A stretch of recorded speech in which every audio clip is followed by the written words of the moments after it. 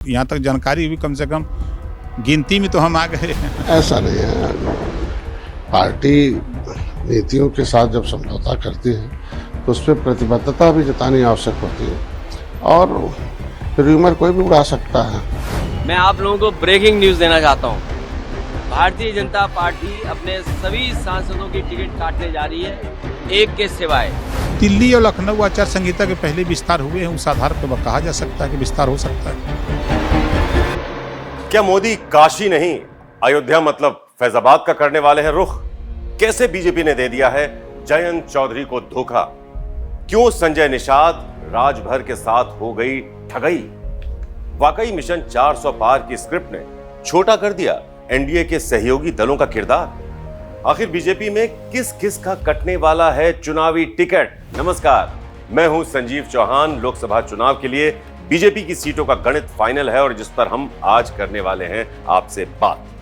तो पीएम मोदी के दावे के मुताबिक 400 का आंकड़ा पार करने के लिए पार्टी ने तगड़ी बिसात बिछा दी, लेकिन इस बिसात में सहयोगी दलों को लगभग हाशिए पर ही खड़ा कर दिया गया है। अब ऐसा हम क्यों कह रहे हैं हम आपको जरूर बताएंगे, लेकिन उससे पहले आपको बीजेपी का वो चुनावी गुणा भाग समझा देते हैं जिसके बल पर बीजेपी 400 के आंकड़े के पार जाने के ख्वाब देख रही है। जी हां, तो बात को आगे बढ़ाते हैं और बात करते हैं 370-35A खत्म हो गया, 3 तलाक पर कानून बन गया है। यूसीसी यानी आसान भाषा में एक देश एक कानून की ओर बीजेपी ने उत्तराखंड के जरिए कदम आगे बढ़ा भी दिए। साथ ही साथ सीएए पर भी बीजेपी का स्टैंड क्लियर है। और तो और अयोध्या में भव्य राम मंदिर भी बन गया है, जो बताता है कि मोटे तौर पर जो मुद्दे पिछले लोकसभा चुनाव में खासकर 2014-2019 में बीजेपी के घोषणा पत्र में बीजेपी के संकल्प के तौर पर गढ़े जाते थे, जनता के बीच जनाधार की तलाश में उछाले जाते थे और जिन पर सियासी दांवपेच आजमाए जाते थे, काफी हद तक या तो पूरे हो गए हैं या फिर उन मुद्दों को पूरा करने की दिशा में प्रभावशाली फैसले मोदी सरकार ने ले लिए हैं। ऐसे में सवाल उठता है कि फिर से 2014 और 2019 की तरह प्रचंड जीत की तलाश में बीजेपी को क्या करना चाहिए जिससे मोदी की हैट्रिक और बीजेपी का 400 पार का नारा पूरा हो सके। तो चलिए बताते हैं, समझाते हैं और आपको दिखाते हैं बीजेपी के प्रोस्पेक्टिव से लोकसभा चुनाव की तस्वीर कैसी रहने वाली है। जी हां, ये जो आकलन है ये बीजेपी के प्रोस्पेक्टिव से है। तो दिल्ली में बीजेपी मंथन के दौर से गुजर रही है।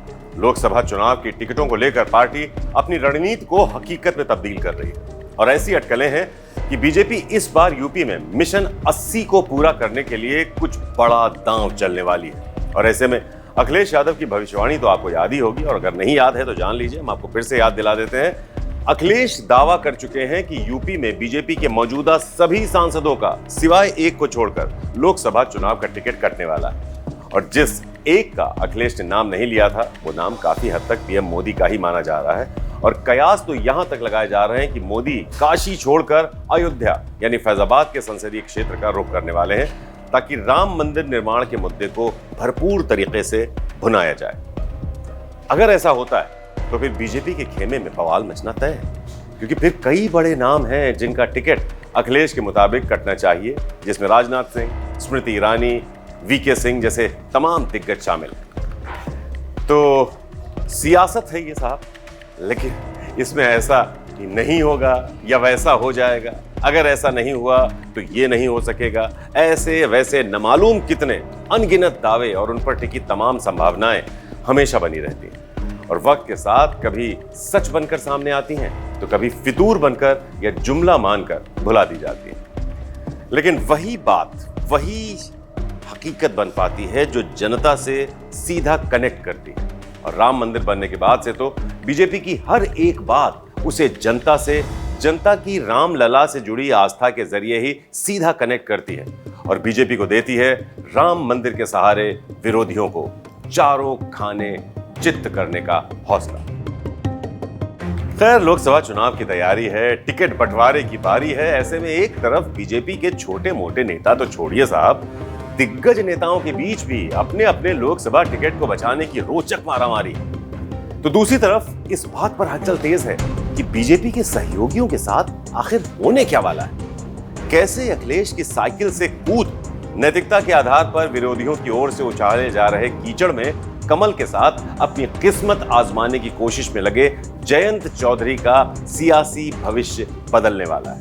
दरअसल जब अखिलेश के साथ जयंत थे तो दोनों की दोस्ती और नजदीकियों की कहानी उनकी सियासी जुगलबंदी में दिखती थी। तभी तो अखिलेश के 7 सीटों से चुनाव लड़ने के ऑफर पर जयंत भी रजामंदी जाहिर कर चले, कार्यकर्ताओं को उत्साहित कर रहे थे उस वक्त, आपको याद होगा।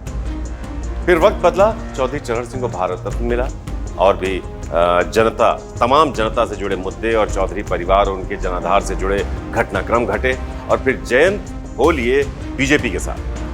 मगर चौधरी साहब को भारत रत्न मिल गया और मिलना भी चाहिए, मगर चुनाव लड़ने के लिए सीटों के बंटवारे के मामले में जयंत को लोकसभा सीटों से जुड़ा वो आंकड़ा नहीं मिला जो सपा में रहते हुए उनके हाथ में था।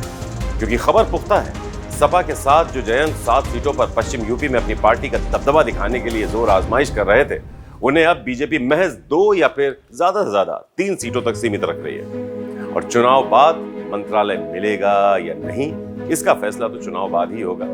और तब की सियासत पिक्चर में जयंत के 2024 में किए गए प्रदर्शन की मेरिट पर होगा।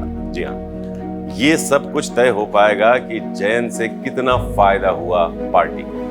तो बीजेपी के सहयोगियों को टिकट बंटवारे में मिल रही निराशा जयंत तक ही सीमित नहीं है। अखिलेश के साथ मिलकर 2022 का विधानसभा चुनाव लड़ने वाले राजभर का भी कुछ ऐसा ही हाल है। उनकी आंखें कब से यूपी में अपना खुद का मंत्रालय और उस मंत्रालय में रखी अपनी खुद की कुर्सी से जुड़े सपनों में खोई हुई। और तो और साल 2024 की शुरुआत में तो राजभर ने दिल्ली दौरा कर संकेत दे भी दिए थे कि वो मंत्री बनने वाले हैं और योगी मंत्रिमंडल का विस्तार होने वाला है। मगर ये दावे और सपने अभी तक तो महज फितूर ही साबित रहे हैं। खबर है कि राजभर की पार्टी सुभासपा को बीजेपी यूपी में महज 1 लोकसभा सीट पर चुनाव लड़ने का हक देगी। और रही बात यूपी सरकार में मंत्री पद की, तो उस पर मंथन हो रहा है। राजभर की काबिलियत के हिसाब से उनका मंत्रालय तलाशा जा रहा है। माना जा रहा है जल्द ही योगी मंत्रिमंडल का विस्तार होगा और राजभर के साथ साथ दारा सिंह चौहान को मंत्रिमंडल में एडजस्ट किया जा सकता है। साथ ही साथ जातिगत आधारित सियासत को साधने के लिए कई अन्य चेहरों को भी योगी मंत्रिमंडल में लाकर जनता के बीच उनके अपने जनाधार से जुड़े वर्ग विशेष में बीजेपी के लिए माहौल बनाने की जिम्मेदारी दी जा सकती है। तो उधर अपना दल एस यानी अनुप्रिया पटेल और निषाद पार्टी मतलब संजय निषाद के खेमे में भी हलचल है। क्योंकि जो बीजेपी के कैंप से संकेत आ रहे हैं वो बता रहे हैं कि लोकसभा चुनाव में अपना दल एस और निषाद पार्टी की सियासत का दायरा भी कुछ खास बढ़ने वाला है नहीं। क्योंकि बीजेपी की सोच साफ है और रणनीति सटीक है कि बीजेपी को 400 पार के आंकड़े के लिए सहयोगी तो चाहिए, साथ ही एनडीए के उन सहयोगी दलों के नेताओं की जमीन पर सक्रियता भी चाहिए।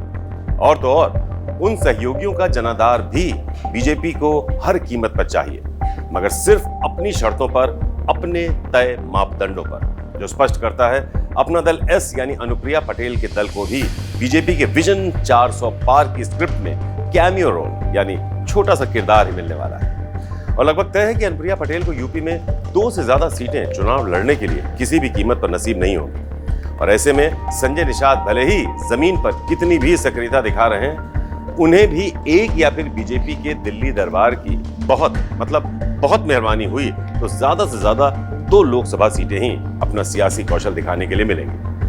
मगर इसकी संभावनाएं बेहद कम है। और रही बात चुनाव के बाद मंत्री पद की, तो एनडीए में शामिल बीजेपी के सभी सहयोगी दलों के नेताओं को मंत्री पद मिलेगा भी या नहीं मिलेगा, मिलेगा भी तो कौन सा मंत्रालय मिलेगा, और मंत्रालय मिल भी जाता है तो उनकी हैसियत इतनी रहेगी कि वो अपने मंत्रालय के फैसले खुद कर सकें। इसका पूरा जोड़ गणित उस कैमियो रोल पर टिका है जो बीजेपी अपने सहयोगियों को लोकसभा चुनाव 2024 में दे रही है।